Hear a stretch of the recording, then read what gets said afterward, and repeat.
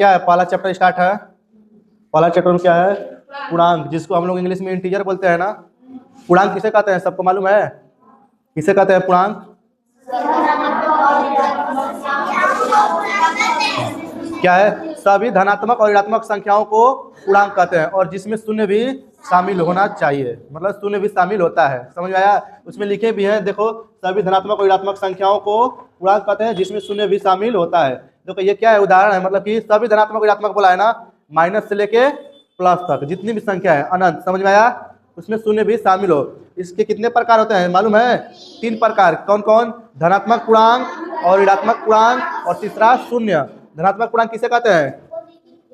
धनात्मक पूर्णांक किसे कहते हैं? पॉजिटिव इंटीजर किसे कहते हैं?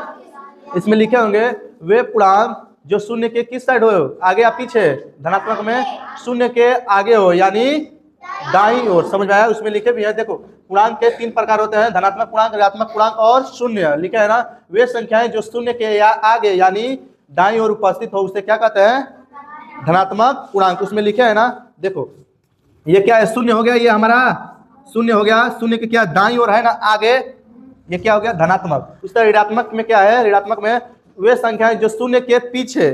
समझ आया? मान लो हम शून्य है, हमारे आगे धनात्मक और पीछे ऋणात्मक यानी बाईं ओर। समझ आया? ये क्या है, वे संख्याएं जो शून्य के पीछे यानी बाईं ओर। समझ आया? ये देखो शून्य है, इसके पीछे ना आगे इधर नहीं होता है ना, इसके पीछे क्या है, बाईं ओर हो गया ऋणात्मक पूर्णांक। उसी तरह शून्य, शून्य का मतलब वो ना तो धनात्मक होगी ना तो ऋणात्मक, न मतलब कि न दायां साइड होगा ना बायां साइड, वो बीचों बीच होना चाहिए। समझ में आया? उसे क्या कहते हैं, शून्य।